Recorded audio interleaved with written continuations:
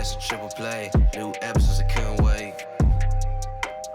Yeah, open your mind at the first gate. Press play, no need to debate. AoA, check me out. Look, clocked in, you can catch the hype. Golden Dawn, how we follow the light. Anime like life, married to it, my wife. What is going on, ladies and gentlemen, boys and girls, people of all ages? Welcome back to the AoA show. I'm your host, as always, Ian, along with my boys Isaiah. Yo, yo, yo. And Gavin. What is going on? And today we are here to talk about The God of High School, episode 6. This one's called 6, and something else. I don't know. Fear 6. On episode 6. Yeah, right? Yeah, anyway. So this one was pretty cool because it took a step off of the beaten path, so to speak, in that there was a lot more setup and exposition with this one than some of the prior episodes we've had. I guess you can make an argument for episode 4 had quite a bit of that as well, but this one was definitely different and is now setting up the next stage of where the show is going, right? So before it was, the initial tournament for the God of High School. These kids were going at it. It was 1v1s. It was, pretty much straight up fisticuffs for the most part until, we saw some of the crazy abilities. But now it's been kind of established that everyone's going to have that moving forward. So we kind of get introduced to some of the big players, including the 6, who Park, has convened and come together for, said reason.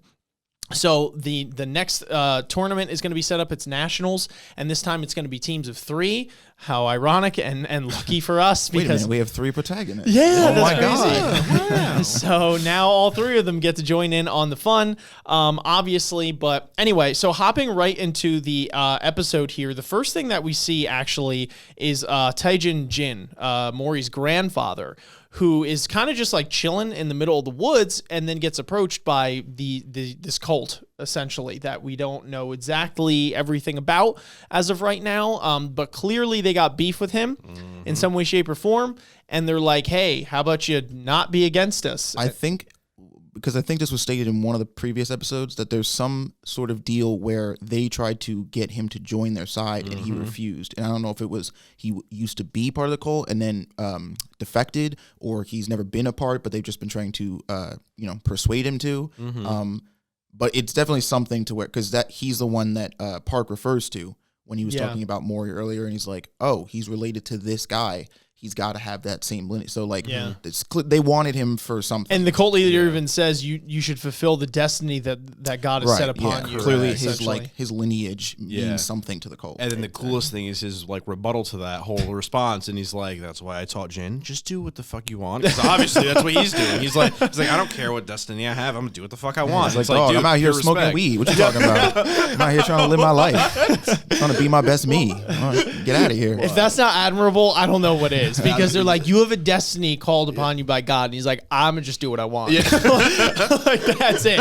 And then ridiculous fighting ensues, which we don't see. So then we see Mori basically comes home, conks out after the tournament. And then, we fucking rip into the theme song. And then we kind of get a little bit of explanation now as to where the tournament is going to be going from the lovely ladies. What is the series called again? They're like, it's like live. Gotta be honest, couldn't tell you. Bomber something, sexy bomber or something like that. Don't even. Yeah, I'm pretty sure it's just a literal commercial. It's great though. It is great. It's so great. So they're you like the music. So you're like, yeah. So they have the other commissioners on the TV, and you got Q. He's just like fucking smoking his cig on there. Dude, like, seeing Q now, it's like, damn. I know. Don't even fucking. Get bent, bro. I know, for real, dude. It was really sad on there. So he's just, they're explaining what's going to happen now. So there's, tournaments, it's going to be 3, etc. So then we have to see who's going to compete for 3rd place, which would be between the jiu-jitsu expert and Mira. And obviously, for plot's sake, we all know that Mira's going to win, and this poor jiu-jitsu guy's just getting slapped the fuck around. Jiu-jitsu expert doesn't even have a name. So he's one and done. Yeah, exactly. So they're fighting, and I guess Mira copped a new sword and just beats him over the head with it. So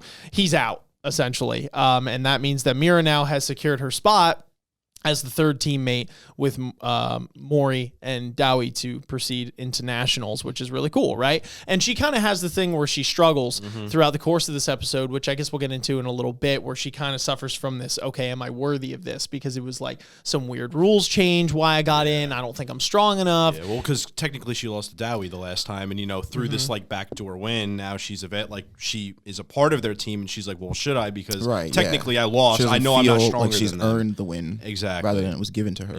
Yeah, exactly. So then we go back to the office, I guess, with Park and the boys, and they're kind of looking through some of the six and the people that or the people rather that are going to be participating on this national scale tournament. That's not necessarily the six, actually. I was mistaken on that, but they're going to participate in here, and he's kind of looking at everyone, and they're basically telling him, they're like, are we sure we want to add like these certain fighters? Like there might be kind of a skewed thing going on, and Park is all about that, like I'm push you to your limit type thing, so then you explode with some sort of emotion, and that's how you unlock like your ultimate ability, whatever that might be. So Park's out here just like moving chess pieces, I feel, at this point, and it's like he clearly has some motives, and we received a lot of comments, I know, on some of our previous episodes, saying that Park is a much more intricate character than some people, might give him credit for, especially later in the series. Who knows if we'll get to that point within the show, but he's already showing signs of like, clearly, like he doesn't, I don't know, like my perspective, he seems like he's definitely not good. That's for sure. But like, I'm curious to see why exactly he's doing what, and for what reason, what his true motivations are. I mean, he's like, to be honest with you, of the, I don't know what they're called, that group that he's with. The six? Not the six, the people that he's in the conference room with. Oh, okay. That are all wearing suits and shit. Commissioners and stuff. He's like, Park's the only one that I even have like kind of remotely attached to throughout these episodes, because like he's the only one that really rings with any like level of importance. He's the only one that kind of like, that I'm like, all right, that nigga is clearly a big deal, because everybody else kind of just seems like, insert suit and random hair color fodder. I just like, it's like, we'll get into later in the episode, but like there's 2 deaths in this episode, and one of them I was like, oh, that sucks. The other was kind of like, all right. And it's just because like there are characters in this show, i.e. the main cast, and kind of Park, who it's like, all right, I'm interested in. And everybody else has kind of just been like, who's that? Yeah, even then, I feel like it only really hurt because you got to learn a little bit more about said character. That when died, it hurt brief. More compared to the other person. It's almost like that screen time thing of like, who did they kind of flesh out a little bit, where you're like, oh, he's blind and he has a wife and kids. Like you feel for that, and then it's like next scene he's dead. You're like, come on, dude. Like you just told me. Or it's like the other guy, and you're like, all right, I kind of know that like he's just a smoker with a bad attitude. Exactly. If we're keeping it 100, I'll be all right. Exactly. Yeah, no, it's wild. In a weird way, I feel like Park isn't going to be the antagonist out of all this. I feel like in a weird way he's on a good side or the good side, but like he's not really in a very like nice way grooming people. It's more like he feels like he's forced to do it, so he's taking like the hard route out. That isn't like morally the right way, but like in his eyes, he's like, well, we need you for the greater good, so I'm just going to do it anyway, whether it's like right or wrong, if that makes sense. And that's like the vibe I'm starting to get from him. But I mean, obviously, whatever happens next, I get like very, again, references lost on you guys, but like Sosuke Aizen vibes from Bleach, where it's like, you meet this nigga, and like even from the gate, no matter what stance he takes, you're like, no, I'm getting bad juju. Well, that's the thing. There's something wrong with you. But it's like, but in the sense that like he will be the last nigga, like because it'll be like, once we jump into like, super crazy powers, high scale shit, like he's gonna fucking, I don't know, eat all the fruit and then like turn it, to some like giant ass, fucking monster, and it's like, bah, and like, they gotta like. So I have a feeling that he is going to be sticking around as far as like main antagonist realm.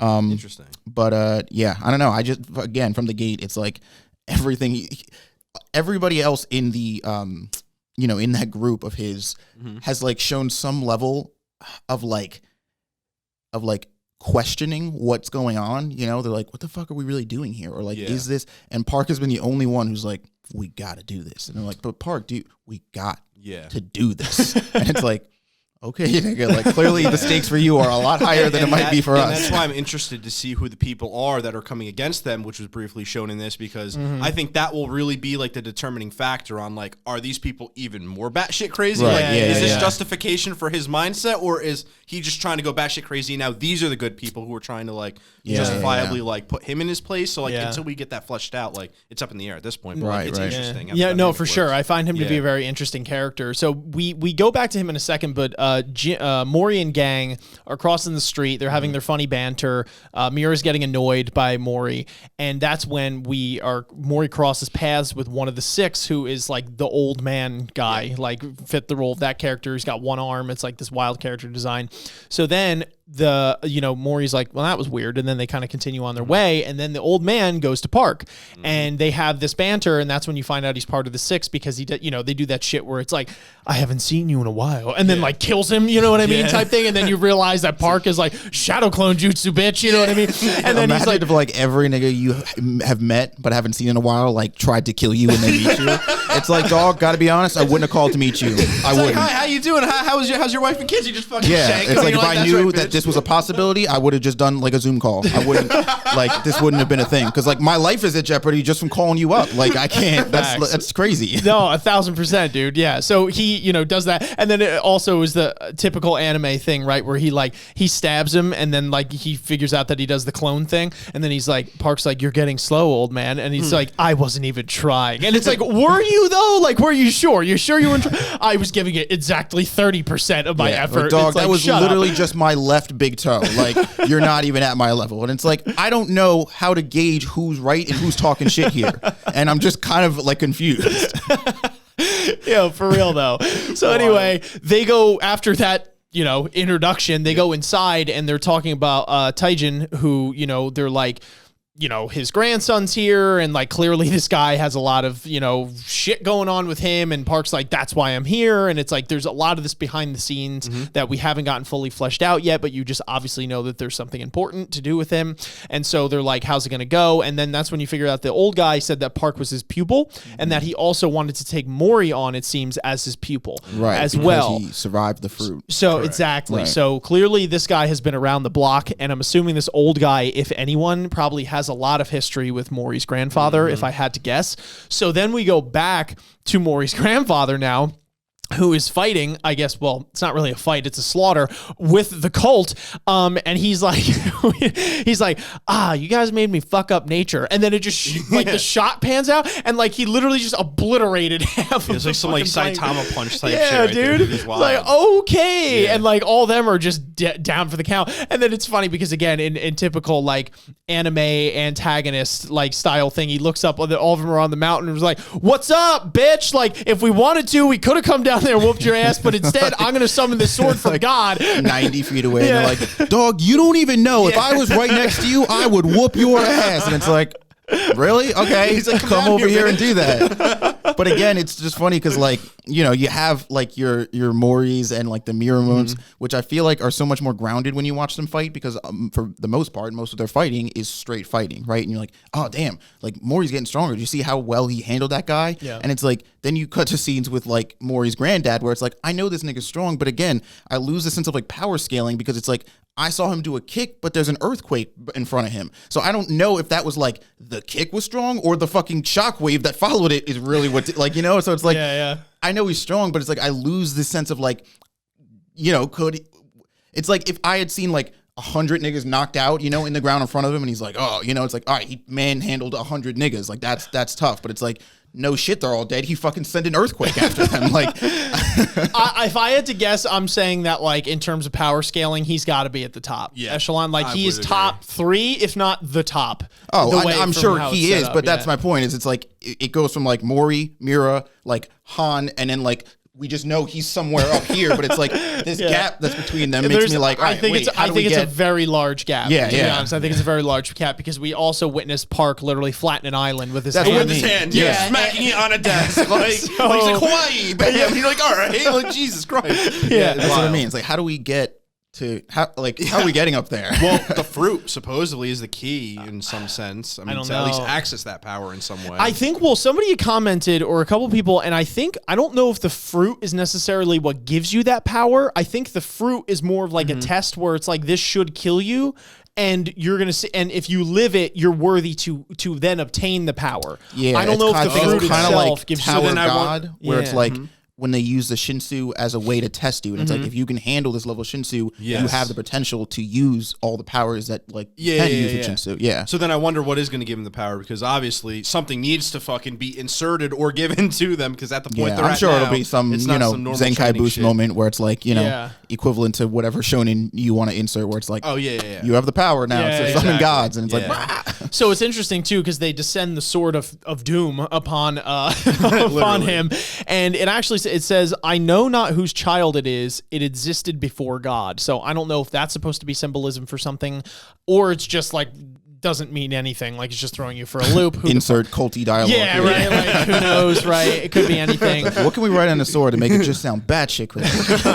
That's what you're good at. Yeah, so he just summons it from heaven or hell or whatever you want to say, and it just comes down nice and slow. At the slowest rate possible. Like, he's literally looking up at it and he's like, come on, bro. Like, Yeah, at and least he's make just it a little bit looking, harder. and you could only assume that he's just gonna tank it. Or, like I would assume, because it literally it impacts before it impacts. Like it like Yeah, explodes on yeah. the bottom right before it even touches down essentially.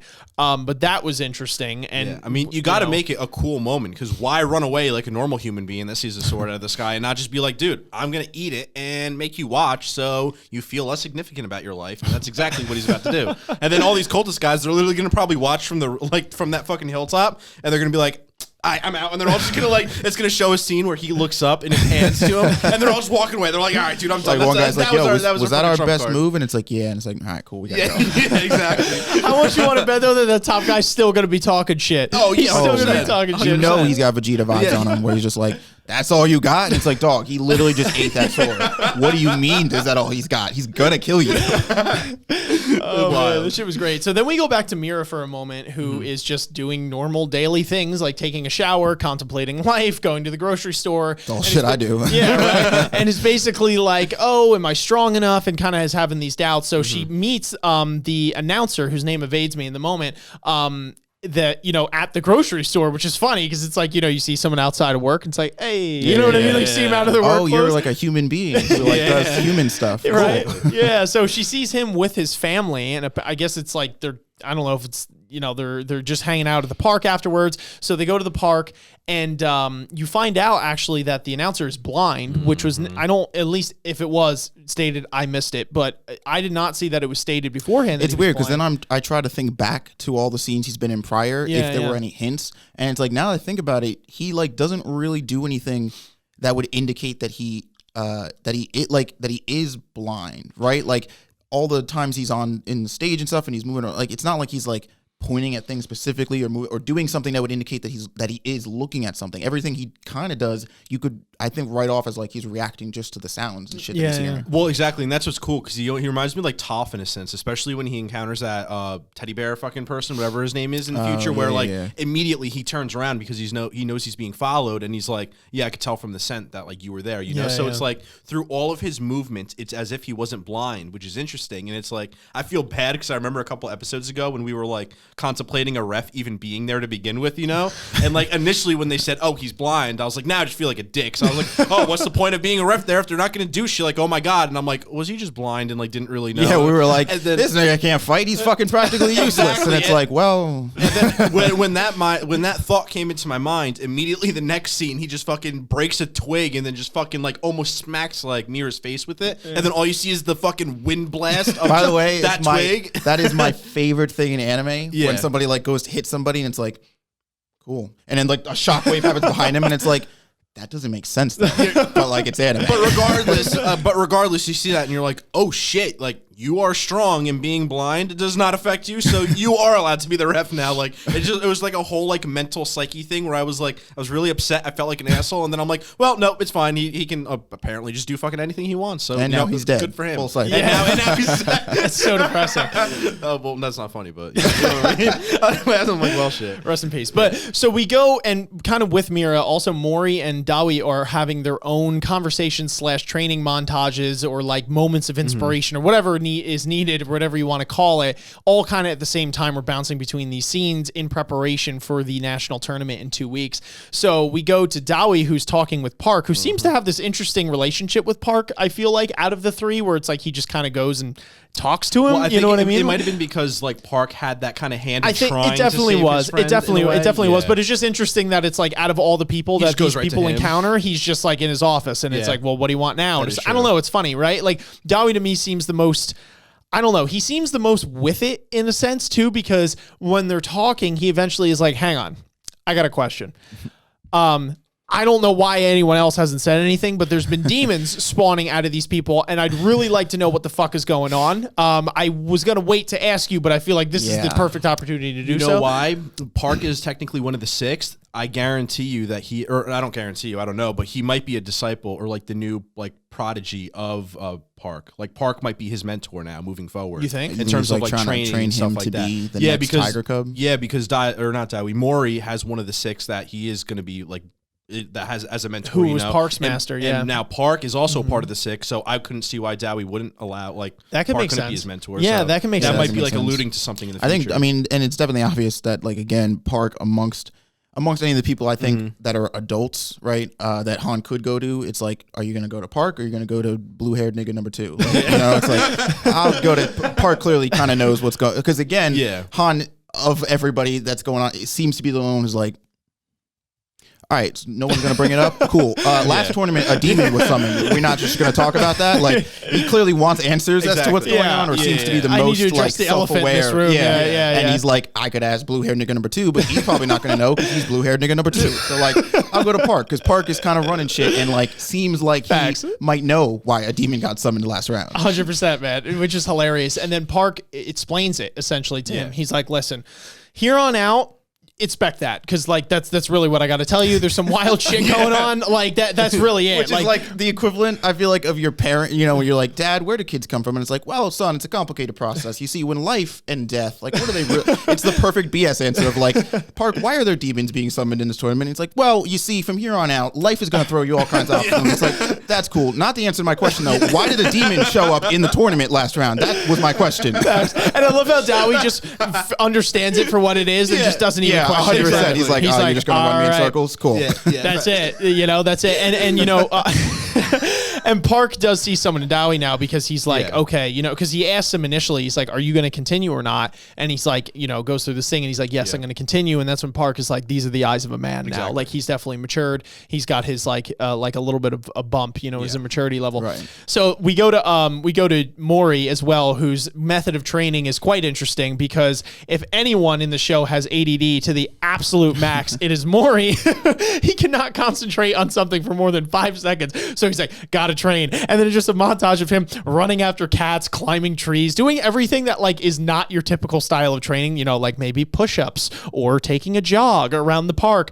Nope. He's just going to do all this wacky shit. And like, it's funny because he's like, Mori to me is like actually crazy, because he also is like saving the balloon for the one kid, and he's like, oh, this is the balloon your grandmother gave you right before she died. And the kid's like, my grandmother's fine. Yeah. like dog, I just dropped the balloon. Like, I just asked you to pick it up. I didn't give you a life story. Yeah, like, yeah. It definitely does like stem to something, at least for me, of like, he's like, everything is like at 11 for Mori. You know, even the quite literally simple task of getting a balloon, it's like has to be treated with the same level of fighting the biggest, baddest enemy ever. And it's like, dog, there can be, you don't have to be at 11. We can just do like a 2, you know, of grabbing a balloon out of a tree or go do yoga. Like, everything doesn't have to be like this crazy end of the world. But it's like, I guess that's just Mori, you know? Yeah, he's a funny character. So, and then he gets, because he sprains his ankle, jumping from the tree, or rather falling from the tree, and doesn't really feel it because he's actually ridiculously strong. And so the one guy from the six comes, the old guy from the six comes behind him and gives him like a little acupuncture needle,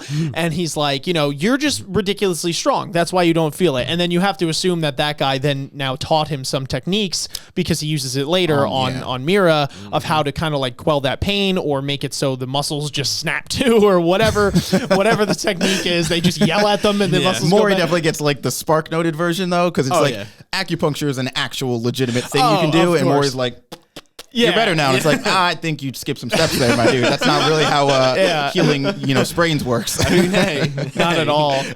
So we go back to Mira and the referee, and we finish our lesson. We realize that he was blinded by the moonlight or the moon sword technique, and he gives her a little lesson where it's like, hey, listen, don't worry so much about like the raw strength things, because there's literally always going to be someone out there that's stronger than you. So make sure that you're working on everything else in between as well, and like that strength will just come in tandem with that.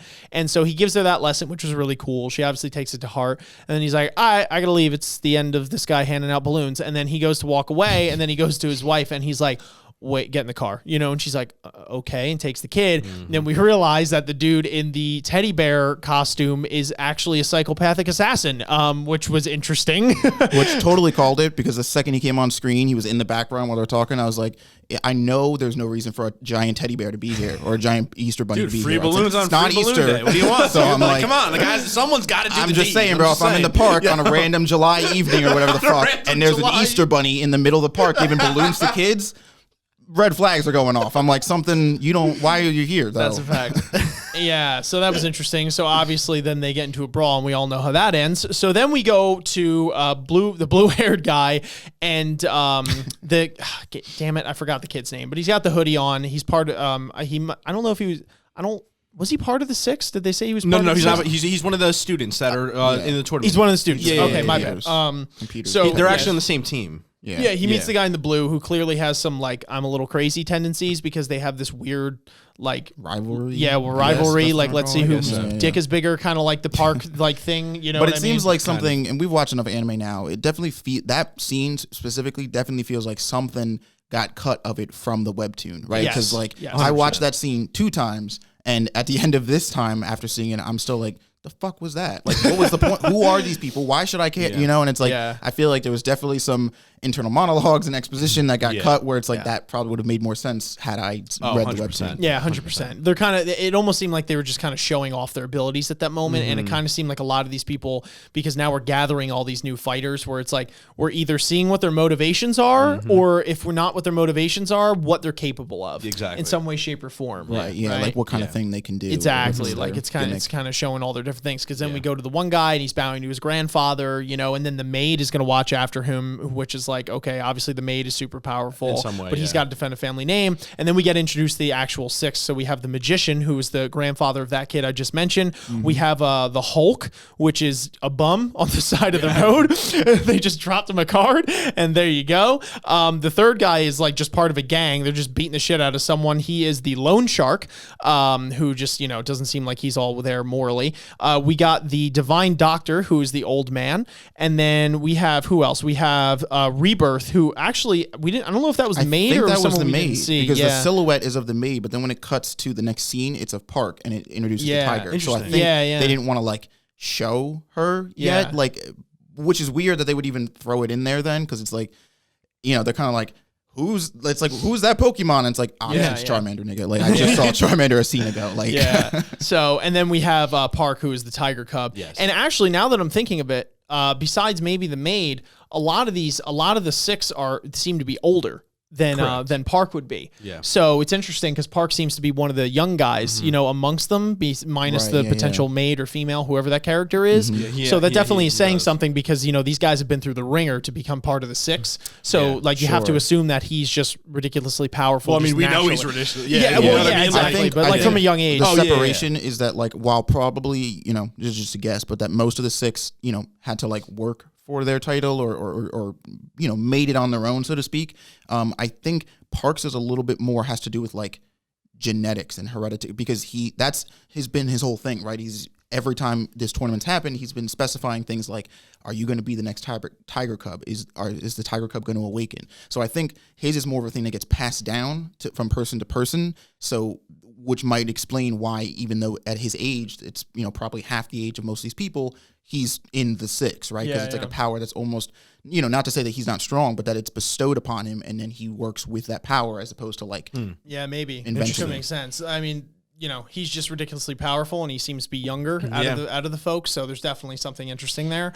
So then we go back to our original gang. They meet Maury at his house. They realize he lives alone. He tells him that he made a fake picture with parents there, and how cool his grandfather is. Hits Mira with the quick acupuncture that he learned in 5 minutes and heals her shoulder. And then we're walking down the road, and Dowie explains Cheriok, which is, if I'm pronouncing that right, if not, if somebody wants to clarify that in the comments, what is it called?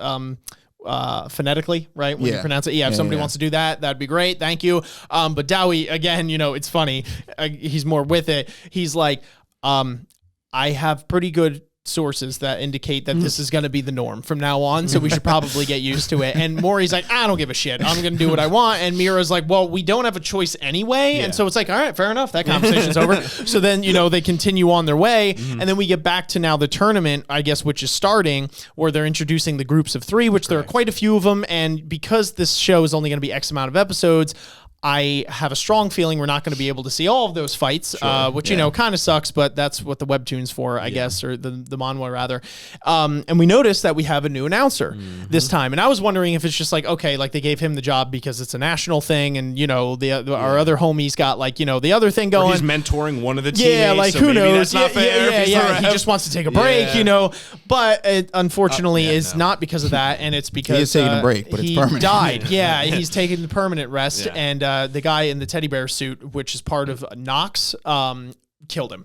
And not only killed him, but killed Q, which is one of the other commissioners. And it really doesn't seem like they put up much of a fight, which kind of sucks. Well, that we know of. Yeah, that we know of. Yeah, because he could be just that stupid strong. It's like they fought their hardest and still couldn't hit him. You know? Yeah. So I'm curious to see why, where, when, how this fucking Nox organization or this guy or whatever, if they're all on that level or if they compete with the commissioners. Because he did say, he's like, oh, I took out one of the strongest commissioners. Like, he was almost proud of that, where it's like, if he was that strong, he probably wouldn't have seen that as a high achievement if he had taken him out easily. He might also be like just a little too crazy and, like, you know, unstable, where it's like he's more actually just killing for fun. It's like kind of like a weird like perverse version of Maury's perspective, you know, where he like is just fighting to kill because he enjoys killing, and it's like, oh, this person's really strong, I killed them, that means I'm, you know, like, you know. Yeah, I know exactly what you're talking about. Yeah, exactly. So yeah, it's the setup now, because that's really the end of the episode, is that we see that they unfortunately have passed on, and then, you know, now I could only assume that we're going to get into the actual tournament, right? With more of this assassination crap at play, with the political background and trying to find Maury's grandfather and like all this kind of stuff, and the training in between and the fights and all that. So we're kind of hopping right back into it now, but now it's like we went from power level 25 to 100, you know, so it's like now all the fights, the roof is like 400. Yeah, you know? exactly. So it's like, they really just let the weights off, where it's like now things are just going to be I wonder crazy. where, because like for the last 5 episodes, I want to say, this show feels like it's been like slowly inserting different plot threads, like, you know what I mean, into the main arcing narrative, which is good, but it feels like we've been getting like just a little bit of everything, and like nothing, at least for me, has like really clicked into place or connected. So it's like I know about all these different elements that are here and exist, but I don't know like how many of them are the same thing, how many of them connect, like, so nothing. So it just results in like a lot of things being present and given to me, but I don't like nothing, you know, I don't know how to connect anything. My brain is like, all right, but how much of this matters? How much is it? So it's not a bad note, but I'm curious to see going forward, like how well we tie all this in and how quickly it does, and if that's going to affect pacing or whatever. You know, it feels like we have a lot of pieces now, and generally, you know, it can be concerning where it's like, all right, there's a lot on the board here. Like, just make sure that, you know, going forward, this is all gets, you know, weaving together in a solid way. Yeah, and you just hope it has to, because if not, then they really just fucking didn't interpret the manhwa as the best as they like should have or could have. But like, I really feel like with the way that they are inserting information, that they do have a conscious mind of like cleaning it up at the end, at least One would hope so, but like honestly, we're not going to know until we find out. So True.